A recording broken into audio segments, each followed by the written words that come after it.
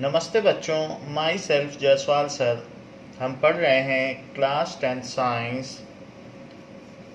Chapter carbon and it's compounds. In last class we have seen the chemical properties of carbon compounds, otherwise organic compounds. Now we will pick up some important carbon compounds, that is ethanol and ethanoic acid. Some important chemical compounds that are ethanol and ethanoic acid.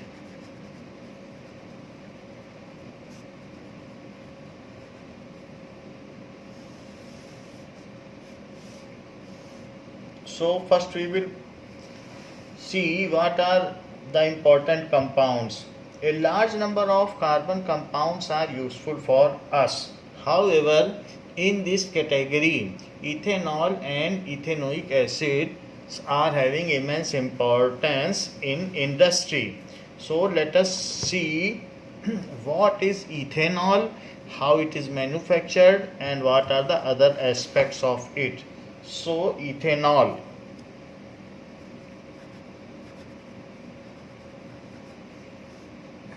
Its other name is ethyl alcohol.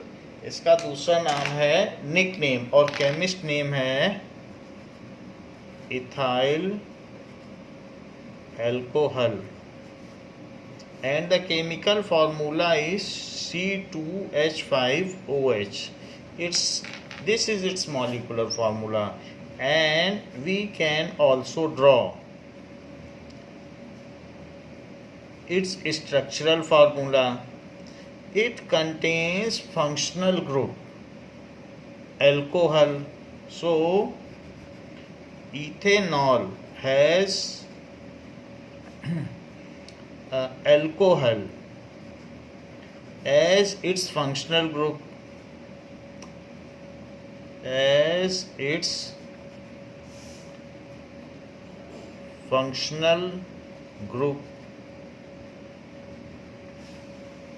And it has characteristic smell. कुछ इसकी ये physical properties हैं. अगर आपसे कोई पूछे physical properties क्या है, तो इसमें अल्कोहल फंक्शनल ग्रुप है. So it is liquid at room temperature. Liquid at room temperature having boiling point. तो इसका बॉइलिंग पॉइंट 78 डिग्री सेल्सियस है. Having boiling point of 78 degree Celsius, जो कि काफ़ी कम है, वाटर से भी कम है. सो it is colourless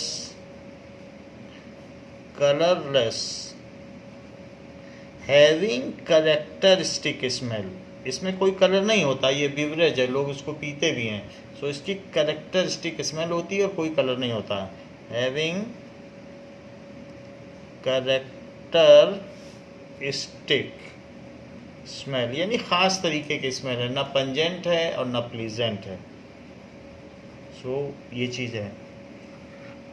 now it is soluble in water in all proportion. Just पानी और आप इथेनॉल डाल दीजिए, जिसको विस्की भी कहा जाता है.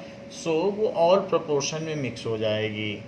It is soluble in water, क्योंकि वाटर भी पोलर है और इथेनॉल में भी ऑक्सीजन जो है वो पॉजिटिव निगेटिव चार्ज है और बाकी ग्रुप पॉजिटिव चार्ज है. तो इसमें भी दो पोल्स हैं, पॉजिटिव एंड निगेटिव चार्ज.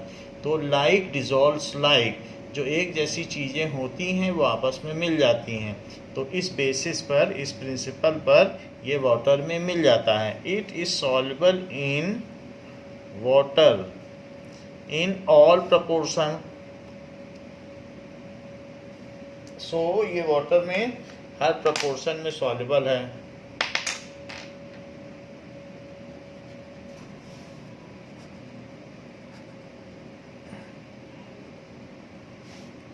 अब देखिए, जो भी हम डिस्टिलेशन से इथेनॉल पाते हैं, हम लोग इस डिस्टिलेशन से सेपरेट करते हैं वाटर से, वाटर रहता है, तब भी इसमें 5% वाटर बचा ही रह जाता है, उसको अलग नहीं किया जा सकता। So ethanol containing 5% water is called rectified spirit. Ethanol, और वही मार्केट में अवेलेबल है, इथेनॉल कंटेनिंग 5% वाटर, जो डिस्टिलेशन से अलग नहीं हो सकता, इज कॉल्ड रेक्टिफाइड स्पिरिट। कई बार पूछा जाता है रेक्टिफाइड स्पिरिट क्या है, तो 95% इथेनॉल एंड 5% वाटर, उसको कहेंगे rectified spirit. So is called rectified spirit.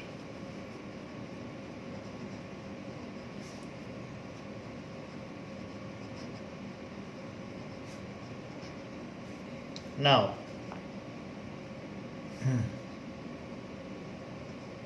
तो इसमें 95% एल्कोहल रहेगा। एल्कोहल का मतलब उसमें 95% इथेनॉल रहेगा, और बाकी क्या रहेगा, बाकी रहेगा 5% क्या रहेगा,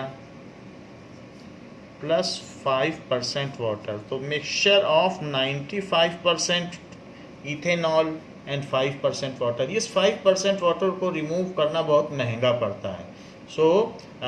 इसलिए ये मार्केट में ऐसे ही बेवरेज के तौर पर दिया जाता है। लेकिन जो लैब यूज्ड इथेनॉल है लेबोरेटरी में, वहाँ तो 100% प्योर देना है। 100% pure ethanol is called absolute alcohol. 100% pure ethanol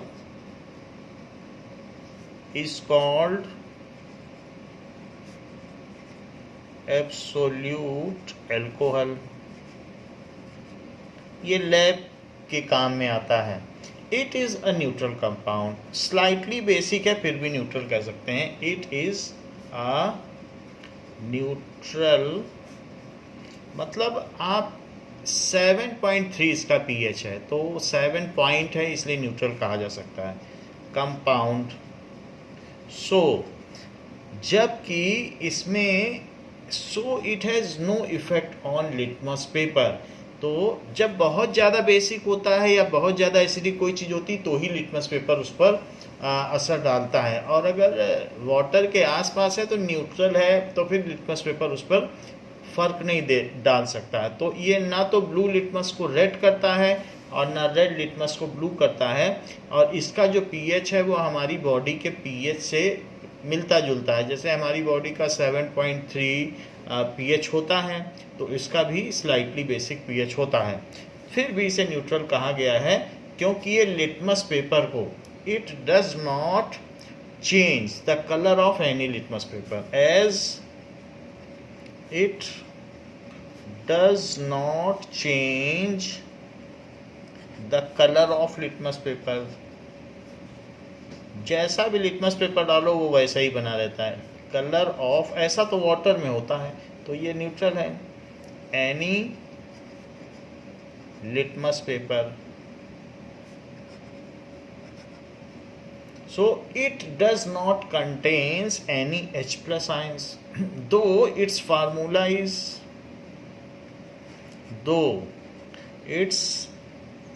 जो फॉर्मूला है इस C2H5OH, लेकिन ये H यहाँ पर एसिडिक हाइड्रोजन नहीं है, ये रिमूव नहीं हो सकता है, but it is molecular in water. Water में भी ये मॉलिक्यूल पे तौर पर रहता है। ऐसा ना समझे कि C2H5O बन जाता हो माइनस में और H+ बन जाता हो और H+ को रिलीज़ कर देता हो। हाइड्रोजन बहुत सारे होते हैं, बट ऑर्गेनिक कंपाउंड्स में सब कोवैलेंट बॉन्ड है, यहाँ कोई ट्रांसफ़र ऑफ इलेक्ट्रॉन से नहीं बना हुआ है। तो इसलिए, but it does not contains acidic hydrogen, but it is molecular in nature. Ionic नहीं है, मॉलिकुलर है, इसके सारे बॉन्ड कोवैलेंट हैं in nature, and does not release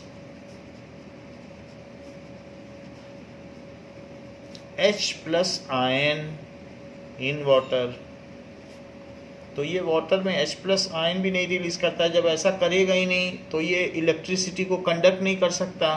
so as it remains in molecular form in water, so it is not an electrolyte.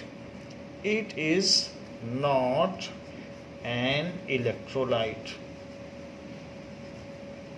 जो चीज़ molecular form में रहेगी, चार्जेस ही जिसमें नहीं रहेंगे, तो वो कैसे इलेक्ट्रोलाइट हो जाएगी। So these are the physical properties of ethanol. Now अब हम देखेंगे chemical properties of ethanol. Ethanol बनाया कैसे जाता है, और ये भी देखेंगे। एंड ये भी देखेंगे कि इसकी केमिकल प्रॉपर्टीज क्या हैं। So production of ethanol.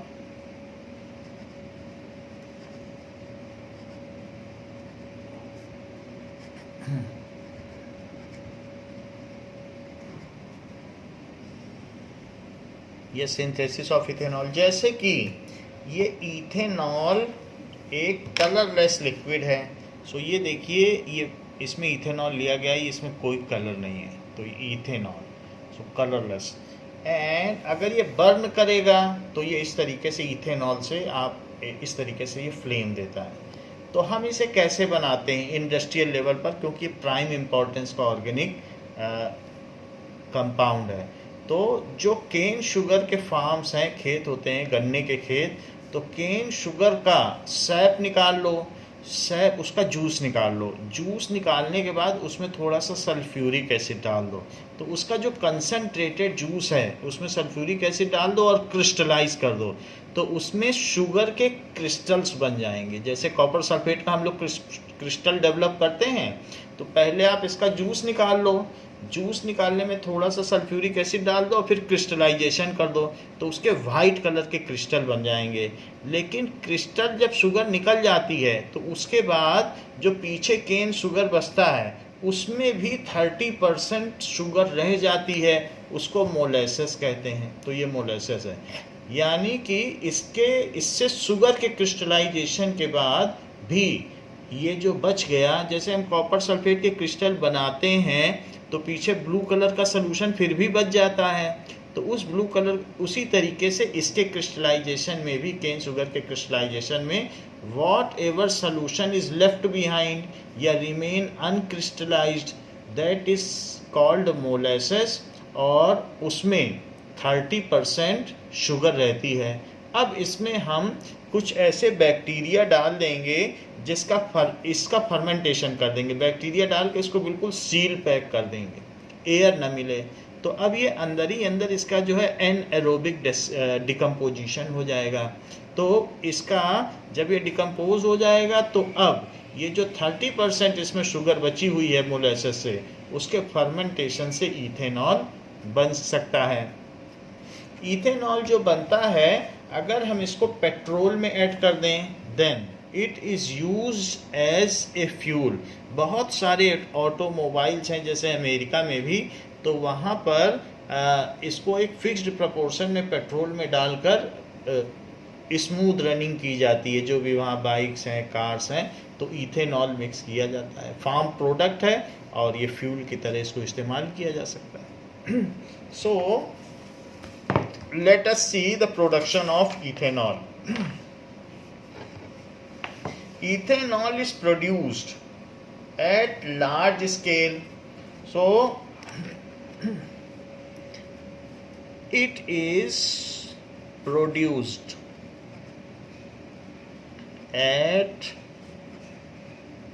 large scale from sugarcane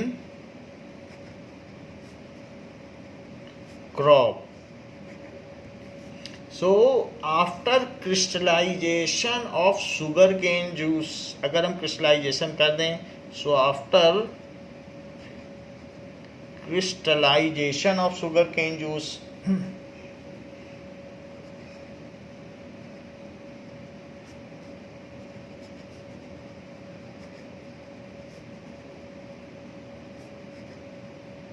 juice. तो विद लिटिल सल्फ्यूरिक एसिड ये किया जाता है। In presence of small amount of H2SO4 उसी में डाला जाता है। तो कंसनट्रेटेड जूस हमेशा कभी भी अगर आप क्रिस्टलाइजेशन करना चाहते हो तो कंसनट्रेटेड जूस का ही करोगे। तो जो भी है शुगर केन जूस, तो हम लोग गन्ने का जूस पीते भी हैं, उसी का अगर क्रिस्टलाइजेशन कर दिया जाए तो cubic crystals of sugar is formed. Cubic white crystals of sugar is formed,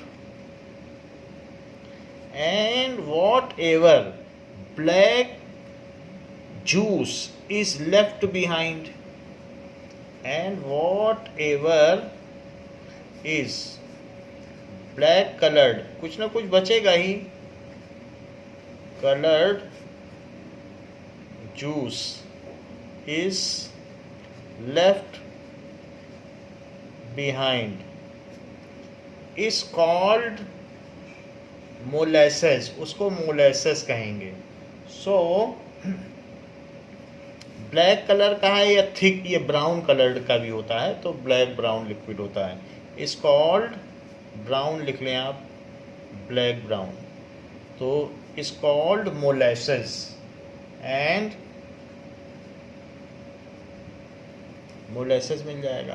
कभी भी सल्फ्यूरिक एसिड अगर आप उसमें सल्फ्यूरिक एसिड डालते हो शुगर में तो वो शुगर को काला कर देता है, तो इस वजह से मोलेसेस जो है वो ब्लैक कलर का होता है, जैसा कि हमने आपको दिखाया कि ये मोलेसेस है and it is of black colour. तो शुगर को काला कर देगा सल्फ्यूरिक एसिड ना। Now we will see what happens when sulfuric acid is added to sugar. उसको कहते हैं चैरिंग एक्शन। तो शुगर चैर्ड हो जाती है, काली पड़ जाती है अगर उसमें सल्फ्यूरिक एसिड डाला जाए।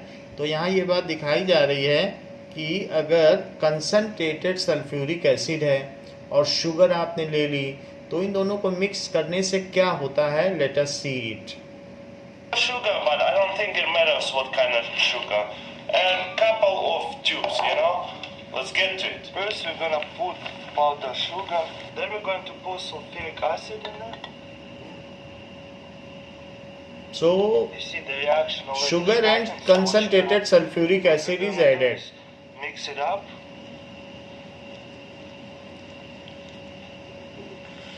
So it becomes black. You are seeing that it becomes black. This is called chairing action. तो शुगर कोल में कन्वर्ट हो जाती है, that has been shown over here. This is charring action of sugar. Let us see it again, the charring action of sugar.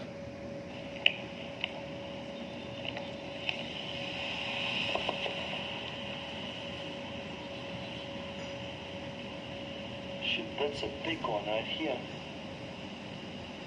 How crazy is that? Just keep coming and It is exothermic reaction and sugar is completely burnt. That's pretty crazy. What do you guys gonna say in comments? What this looks like? Yeah, comments are gonna go crazy. Alright guys, So in the similar manner the molasses becomes black. Sugar is crystallize, sugar तो refine हो जाती है, white crystallisation हो जाता है क्योंकि हमने little amount of sulphuric acid डाला है। लेकिन जो बाद में बचा हुआ उसका जूस है उसमें 30% sugar and this is molasses. अब हम इससे अल्कोहल यानी इथेनॉल बनाएंगे। So how ethanol is prepared from this molasses, let us see. So the fermentization, इसका fermentation of molasses gives us the ethanol. So अगर मोलेसेस का आपने फर्मेंटेशन कर दिया, सो मोलेसेस ये इसमें हमने लिख दिया है, इट कंटेन्स 30% शुगर, ये लिख लीजिए, इट कंटेन्स 30% शुगर। शुगर का फार्मूला होता है C12H22O11 और इसको सुक्रोज कहते हैं। जो भी शुगर हम खाते हैं। तो अब उसमें जो मोलेसेस है उसमें भी थोड़ा बहुत ये शुगर है, 30% है। अगर इसका हम फर्मेंटेशन कर दें तो उससे हमको इथेनॉल मिल जाएगी।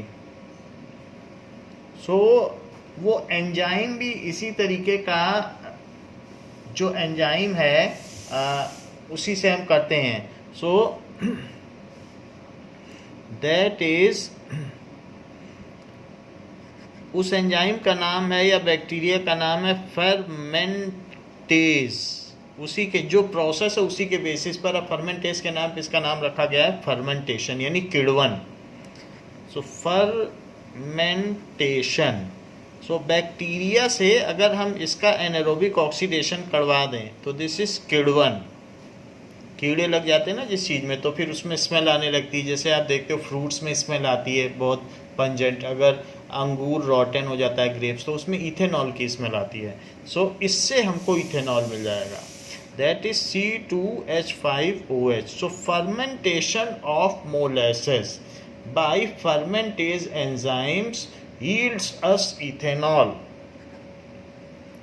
Fermentation of molasses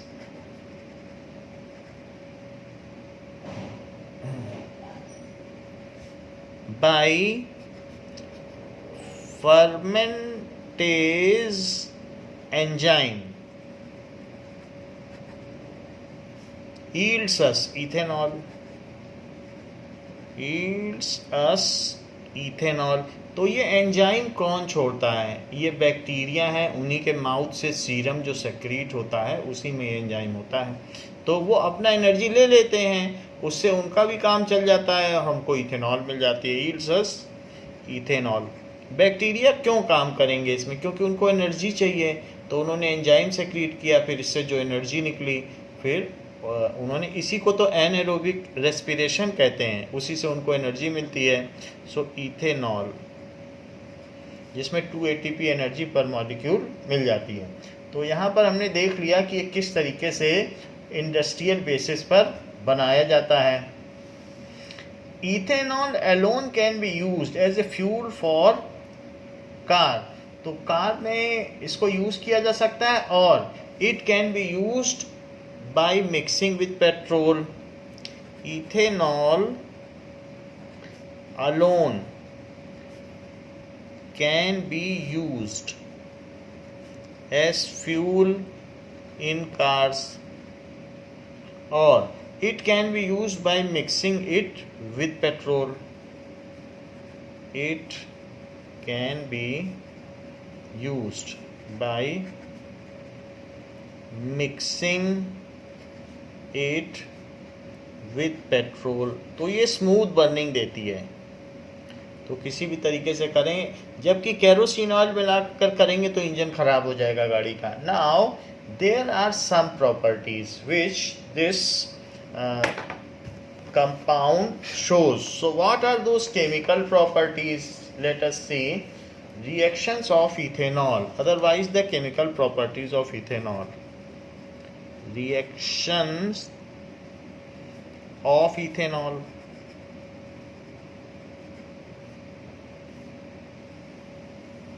तो क्या क्या ये रिएक्शन देती है? It reacts with sodium to form, तो सोडियम के साथ ये रिएक्शन देती है, that is CH3 CH2OH plus Na, Na के साथ रिएक्शन देगी।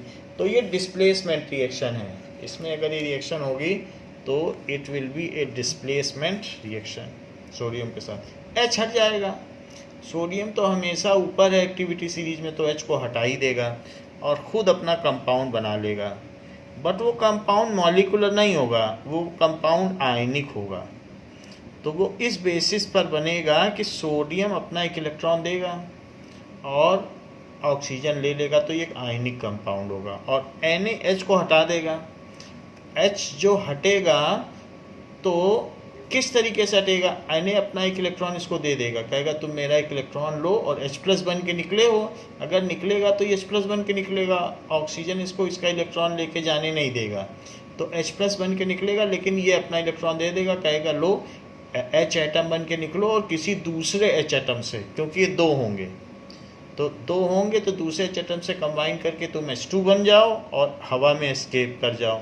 तो ये रिएक्शन होती है, यानी इसमें से 2 H निकल गए तो H2 बना और 2 सोडियम आ गए, तो ये जो भी है इसको कहते हैं इथॉक्साइड आयन, यानी C2H5O और उस पर माइनस लगा है, इसको कहते हैं इथॉक्साइड। आइड तो लगा है क्योंकि निगेटिव है, और ऑक्स लगा है क्योंकि ऑक्सो है, और एथ लगा है क्योंकि ये है, तो ये जस्टिफाइड है एथ, और चूंकि ऑक्सीजन है तो ऑक्स लगा है, और माइनस है तो आइड लगा है, तो इथॉक्साइड आयन। तो ये सोडियम है, ईएम लगा है क्योंकि प्लस है, तो सोडियम इथॉक्साइड। इसको आप ये भी कह सकते हो कि दैट इज C2H5O-Na, दोनों एक ही चीज़ है। ये थोड़ा सा कंडेंस्ड फार्मूला है और ये मॉलिकुलर में आ गया, तो इसका नाम हुआ सोडियम इथॉक्साइड। तो अगर सोडियम के टुकड़े को इथेनॉल में डाल दिया जाए तो हाइड्रोजन गैस रिलीज होती है, and it can be tested by passing through soap solution and burning the soap bubbles with burning splint and hearing the pop sound।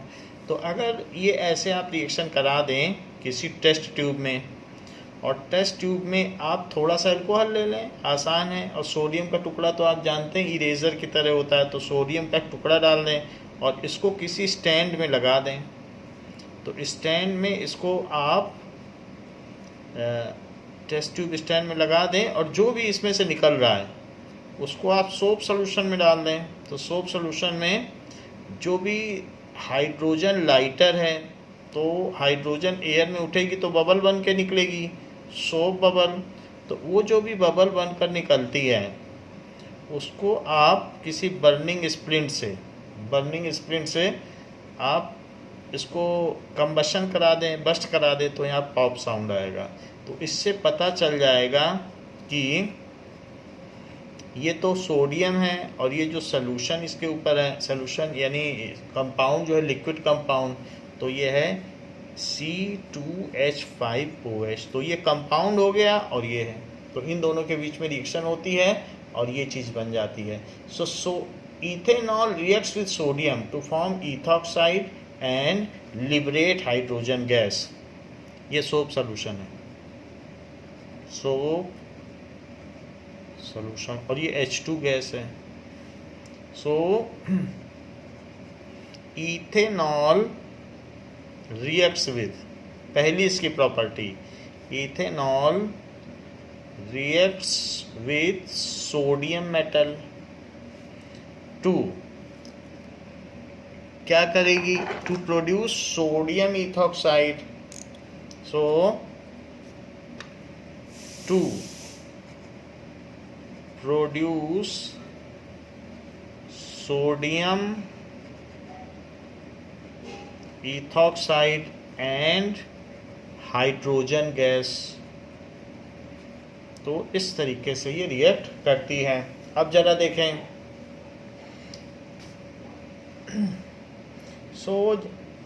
Sodium ethoxide बनाती है। What is the next chemical reaction shown by it? Ethanol reacts with hot concentrated sulphuric acid. अभी हमने एक आपको video दिखाया, उसमें ये बात दिखाई कि जो सल्फ्यूरिक एसिड है हॉट कंसंट्रेटेड, वो क्या करता है, वो शुगर का सारा वाटर खींच लेता है। इसको चेयरिंग एक्शन भी कहते हैं या डिहाइड्रेशन। शुगर एक अच्छा डिहाइड्रेटिंग एजेंट है, यानी वाटर खींच लेता है, तो पानी खींच लेता है, उसमें भी उसने पानी खींच लिया तो वो शुगर जल गई। तो यहाँ पर भी ऐसा ही कुछ होने वाला है इसकी सेकेंड केमिकल रिएक्शन में। सो नेक्स्ट केमिकल रिएक्शन ये क्या देता है, जैसे कि CH3 है, तो आप ऐसा करिए CH2OH, और इसमें कंसंट्रेटेड हॉट कंसंट्रेटेड H2SO4 डाल दीजिए, तो क्या होगा जरा वो देखिए। तो यहाँ पर 2 कार्बन हैं, तो 2 कार्बन के बीच ऐसा बॉन्ड है, अब इस पे CH3 है, 2H तो यहाँ लिखो और 1H यहाँ लिखिए, 3 है तो एक ऐसा कर दिया।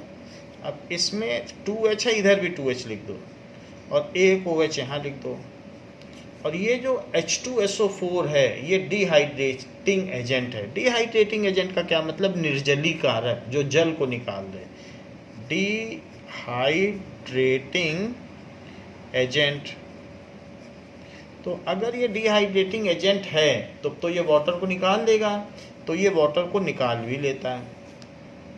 अब इन दोनों में एक एक इलेक्ट्रॉन बच जाएगा, तो वो जो एक एक इलेक्ट्रॉन है वो बीच में डबल बॉन्ड बना लेगा। तो इस तरीके से CH2 डबल बॉन्ड CH2, तो ये ईथीन बन गया। ईथीन जो है वो ग्रीन बनाना को पकाने के काम में आता है, उसको राइपन बनाना बना देता है, पका देता है। किसी भी फ्रूट को, जो रॉ फ्रूट्स हैं उनको पकाता है। सो ईथीन ये कार्बाइड भी ऐसा करता है, तो कार्बाइड में भी पकाए जाते हैं, ईथीन में भी, और प्लस H2O। सो ये जान लीजिए कि when it reacts with this at 443 Kelvin, so 443 Kelvin में ये होता है, जो हॉटनेस है वो 443 Kelvin की है। 443 Kelvin का मतलब है जैसे कि 273 से आप इसे सब्ट्रैक्ट कर लें तो 443 से आपको पता चल जाएगा कि कितने डिग्री सेल्सियस है। 443 और 273, सो 0 और 7, 170 डिग्री सेल्सियस। 170 डिग्री सेल्सियस पर अगर इसे गर्म किया जाता है, so when ethanol is reacted with hot concentrated acid, तो ये गैस बन जाएगा। व्हेन, क्योंकि ये गैस है ethene, when ethanol is heated with hot concentrated sulfuric acid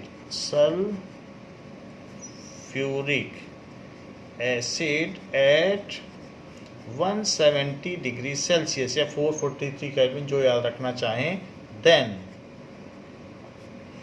it forms ethene, इससे इथीन बन जाएगा, and water. Sulfuric acid acts here, concentrated sulfuric acid acts as dehydrating agent, ये निर्जलीकारक के तौर पर इस्तेमाल किया जाता है। So concentrated sulfuric acid, कुछ ऑक्सीडाइजिंग एजेंट होते हैं, कुछ डिहाइड्रेटिंग एजेंट होते हैं। Acid acts as dehydrating agent, पानी निकाल दिया उसमें से उसका, तो डिहाइड्रेटिंग एजेंट हो गया, एजेंट। वैसे और भी बहुत से हैं, CaCl2, ZnO, ये सब भी डिहाइड्रेटिंग एजेंट हैं। तो हमने इस कंसनट्रेटेड सल्फ्यूरिक एसिड ले लिया है, तो ये दोनों ही गैस हैं, हवा में उड़ जाएंगे। तो अब जरा देखो,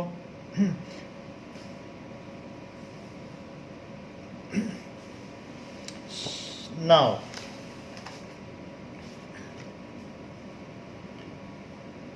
ये एक और काम करता है, जो इथेनॉल है वो इथेनोइक एसिड से भी रिएक्ट करता है। तो दैट इज CH3 और COOH और प्लस इथेनॉल ले लें, तो मैं इथेनॉल को उल्टा लिख रहा हूँ, दैट इज CO और C2H5, जस्ट पलट के लिख दिया। तो ऐसा करने पर इसमें से वाटर निकल जाएगा, और वाटर निकलने के बाद ये कैसे निकल जाएगा, क्योंकि आपने ऊपर पढ़ा है कंसनट्रेटेड सल्फ्यूरिक एसिड एक डिहाइड्रेटिंग एजेंट का काम करता है। तो अगर थोड़ा सा इसमें आप डाल दो और हीट कर दो, हॉट करना पड़ेगा, सो हीट करिए तो वाटर, क्योंकि कंसनट्रेटेड सल्फ्यूरिक एसिड ऊपर लिखा है कि ये वाटर को निकाल देता है, दैट इज निर्जलीकारक, जल को निकाल देता है। तो ये यहाँ से वाटर को निकाल देगा। एक है ethanoic acid CH3COOH, that is एथ है ना, तो CH3 और ओइक एसिड, एथेन एन और ओइक एसिड, ये क्या है? Ethane all, ethanol. और इनमें से वाटर निकल गया तो इसमें CH3, तो CH3 तो रहा और COO भी रहा और C2H5, ऐसा बन गया। तो यहाँ पर जो इस तरीके से इथेनोइक एसिड है, अगर इसमें से हाइड्रोजन निकल जाता है तो ये जो आयन बनता है दैट इज CH3COO-, उस आयन को क्या कहते हैं? इसको कहेंगे इथेनोएट आयन। जैसे सल्फेट आयन होता है जिसमें ऑक्सीजन ज़्यादा होती है तो उसमें सल्फेट आयन लगाया जाता है, वैसे इसी को कहेंगे इसमें ऑक्सीजन ज़्यादा है तो इथेनोएट आयन। अच्छा, ये ग्रुप कौन सा है? इथाइल, तो इथाइल लिखो और इथेनोएट आयन, इथाइल इथेनोएट। तो बाद का जो इथेनोएट है वो छोटा लिखा जाएगा, हाँ दोनों में एक गैप जरूर रहेगा। इथेनोएट आयन, ये 9वां परिवार है। हमने 8 फैमिली आपको बताई है होमोलोगस सीरीज की, ये 9th फैमिली है जो कि ईस्टर फैमिली है, तो इट इज ईस्टर। तो ये आप 10th में पढ़ेंगे, 11th में, फिर आगे चलते चलते 12th तक जाएंगे तो आपको 18 फैमिली तक पढ़ाया जाएगा। तो अभी आपको चूंकि बेसिक क्लास है तो अभी 8 फैमिली तक ही पढ़ाया गया। तो ईस्टर भी एक होमोलोगस सीरीज है। अच्छा, ये इसकी जो स्मेल है वो स्वीट स्मेल लाइक बनाना होती है, स्वीट स्मेल लाइक बनाना। तो ये एसेंस के तौर पर या परफ्यूमरी के तौर पर इस्तेमाल होता है ईस्टर, वो हम लिखा देंगे।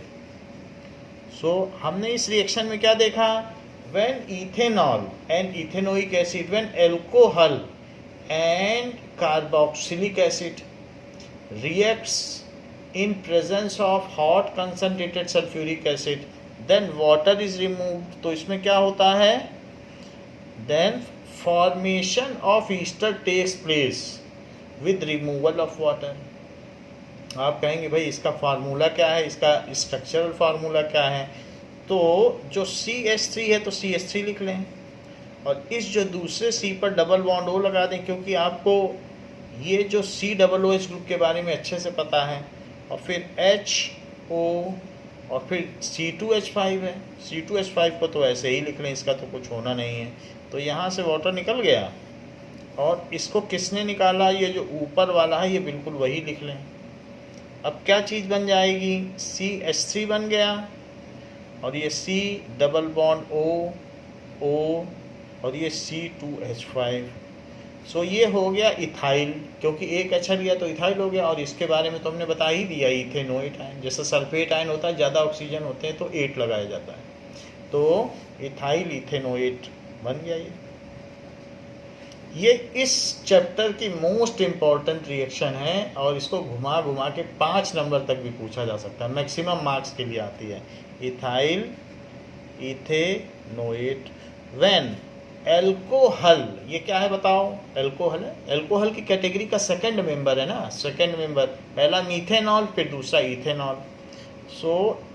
एल्कोहल, और ये क्या है? Carboxylic acid. जब ये दोनों रिएक्ट करते हैं हॉट कंसंट्रेटेड सल्फ्यूरिक एसिड में तो एक और होमोलोगस सीरीज का मेंबर बनता है जिसको कि ईस्टर कहते हैं।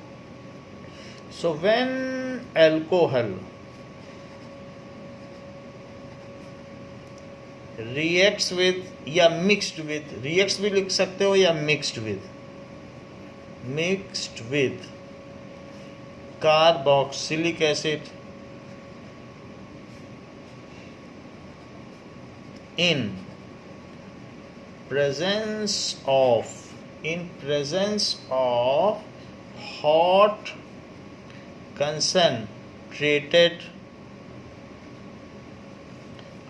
concentrated sulfuric acid, then fruit smelling substance, जो फ्रूट की तरह जिसका स्मेल आता है, fruit smelling substance ester is formed followed by removal of water. इसमें और भी हो रहा है। सो followed by removal of water.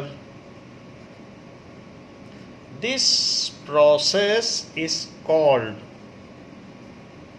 इस प्रोसेस को क्या कहेंगे? This process is called esterification. क्योंकि ईस्टर बना है तो ईस्टरिफिकेशन कहा जाएगा। तो ईस्टरिफिकेशन की भी डेफिनेशन पूछी जाती है कि what is esterification. So this process is called esterification. When, इसी को फिर से लिखें, when इथेनॉल, अब इथेनॉल के बारे में लिखें, ethanol reacts with ethanoic acid,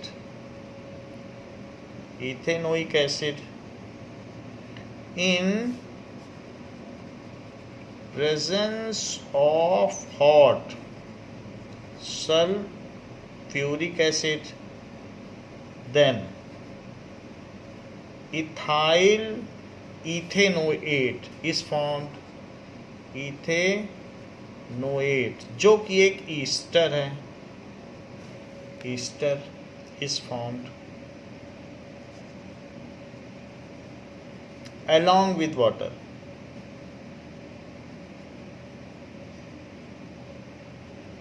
So it has sweet smell. It has sweet smell. आप इसमें ज़रूरी नहीं है कि इथेनॉल डालें, आप इसमें मीथेनॉल भी डाल सकते हैं। यहाँ पर भी ज़रूरी नहीं है कि इथेनोइक एसिड ही डालें, आप ब्यूटेनोइक डालें, कोई भी एल्कोहल डालें और कोई भी कार्बोक्सिलिक एसिड, ये ईस्टर तो बन के ही रहेगा। तो ये ईस्टरिफिकेशन है कि एल्कोहल को जब कार्बोक्सिलिक एसिड से मिलाया जाता है तो ईस्टर का निर्माण होता है। जैसे कि आपके बुक में फिगर दिया हुआ है 4.11, तो हम देखें कैसे ईस्टर बनाया जाता है।